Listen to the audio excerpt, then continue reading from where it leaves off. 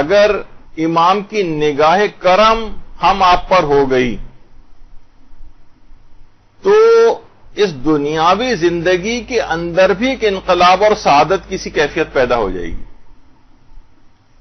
آیت اللہ وحید خراسانی وہ فرماتے ہیں کہ امام کی نگاہ کا ایک اثر ہے جو انہوں نے اپنے ایک درس خارج میں بیان کیا، اور اس میں ایک واقعہ نقل کیا ہے جو کہ شیخ صدوق نے اپنی کتاب کمال الدین کے اندر لکھا ہے، اور محمد ابن حسن سیرفی سے یہ واقعہ نقل ہوا ہے جو کہ بلخ کے رہنے والے تھے. اچھا، اہل بلخ جو تھے وہ اپنے اموال سے حقوق شرعیہ نکالتے تھے، خمس وغیرہ نکالتے تھے، اور یہ ان کو دیتے تھے. پھر یہ بغداد میں جو امام زمانہ علیہ السلام کے نائب حسین ابن روح تھے،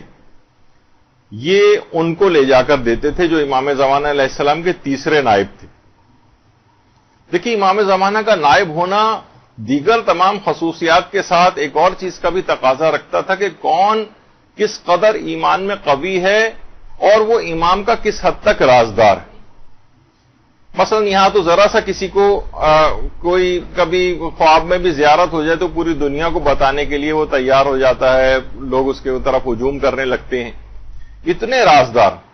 کہ ان کے متعلق اس زمانے کے لوگ کہتے تھے کہ اگر انہوں نے اپنے دامن میں بھی امام کو چھپایا ہوا ہو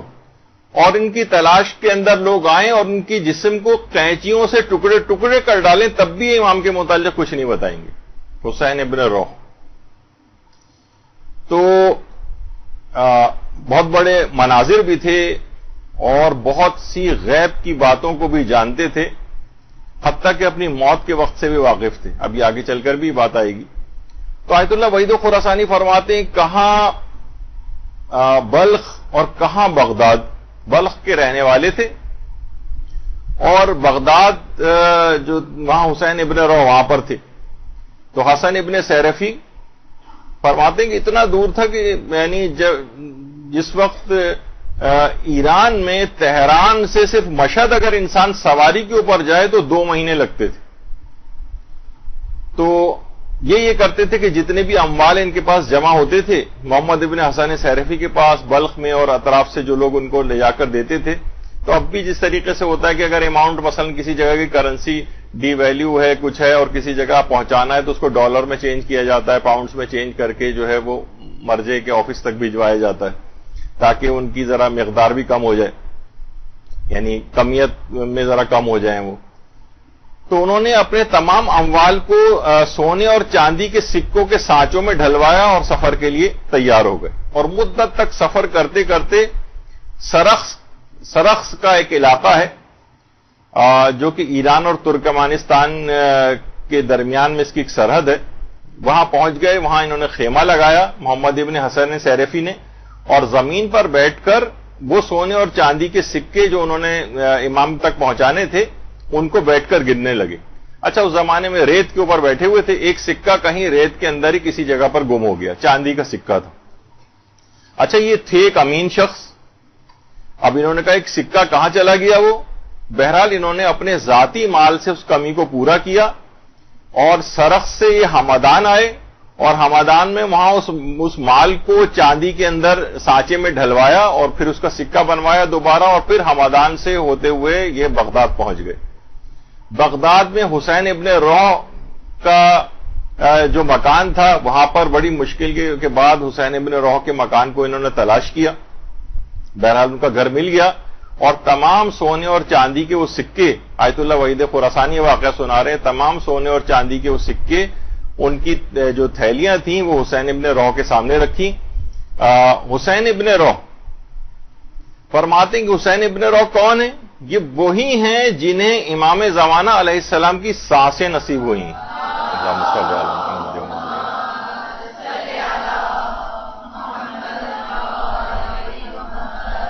اور جن پر امام زمانہ علیہ السلام کی خاص نگاہ کرم تھی. انہوں نے اپنے سامنے سونے اور چاندی کے وہ سب سکے سامنے رکھے. محمد ابن حسن سیرفی پریشان ہوئے کہ سونے چاندی کے سکوں کو اٹھا رہے ہیں، رکھ رہے ہیں، اور یہاں تک کہ انہوں نے اس میں سے ایک سکہ اٹھایا جو چاندی کا تھا اور کہا یہ ہمارا مال نہیں ہے، اور اس کو الگ کر دیا اور کہا کہ یہ وہ ہے جو سرخس میں تمہاری ایک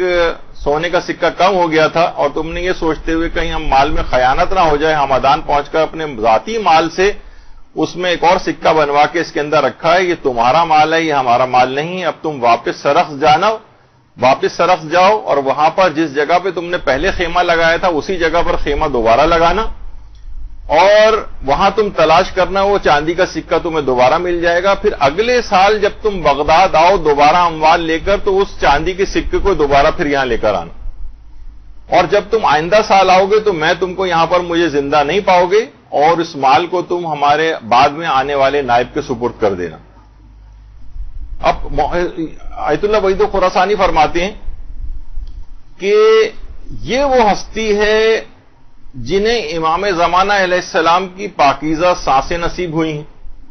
اور امام کی نظر کرم نے ان کو اس عظیم مقام تک پہنچا دیا کہ وہ ماضی کو بھی دیکھ رہے ہیں اور مستقبل کو بھی دیکھ رہے ہیں،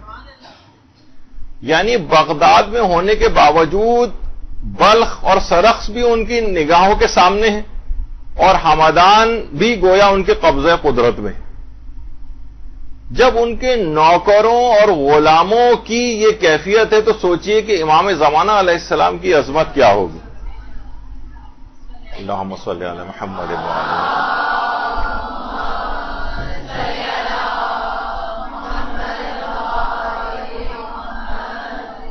اور فرماتے ہیں کہ آج صاحبان ایمان کی یہ حالت یعنی علماء بیان فرماتے ہیں کہ صاحبان ایمان کی آج یہ حالت ہو گئی ہے کہ گویا ایک لحاظ سے بہت سے وہابیت سے بڑے متاثر نظر آ رہے ہیں، یہاں تک کہ ائمہ کے معجزات کا انکار کر رہے ہیں، ائمہ کی ولایت تکوینی کا انکار کر رہے ہیں اور ان کے علم غیب اور ان کے ہاتھ میں جو قدرت و طاقت ہے جو پروردگار عالم نے ان کو دی اس پر سوالات اٹھانے لگے ہیں۔ تو آپ سوچئے کہ جب امام زمانہ علیہ السلام کے غلاموں کی اور ان کے ملازموں کی اور ان کے وکلاء کی اتنی عظمت ہے اور اتنی ولایت تکوینی ان کے پاس ہے کہ وہ ماضی کو بھی دیکھ رہے ہیں، مستقبل کو بھی دیکھ رہے ہیں، ایک ایک چیز ان کی نگاہ کے سامنے ہے، تو امام کی کیفیت کیا ہوگی؟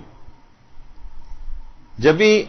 زیارت مطلقہ جو ہے حضرت امیر کی مفاتی کے اندر بھی ہے، بہار کے اندر بھی ہے کہ آپ خدا کی وہ دیکھنے والی آنکھ اور سننے والے کان، تو کتنی ان کی شان، کتنی ان کی عظمت ہے۔ اور جب بھی آیت اللہ بہجت یہ بات بھی بیان فرماتے تھے کہ ہم جو آپس میں بھی جو باتیں کرتے ہیں، مثلا آپ اپنے رشتہ دار سے باتیں کر رہی ہیں، سہیلی سے باتیں کر رہی ہیں، وہ فرماتے ہیں کہ ابھی کوئی کلمہ ہماری زبان سے نکلنے نہیں پاتا اس سے پہلے امام زمانہ علیہ السلام تک پہنچ جاتا ہے، اس سے پہلے امام زمانہ تک پہنچ جاتا ہے۔ تو آج ہم کسی کے خلاف بات کر رہی ہے، کوئی خاتون اپنی ساس کے خلاف بات کر رہی ہے، اپنی نند کے خلاف بات کر رہی ہے، تو یہ بات دماغ میں رکھے کہ اب یہ منہ سے نکال رہی ہے اور یہ بات امام زمانہ علیہ السلام تک پہنچ رہی ہے،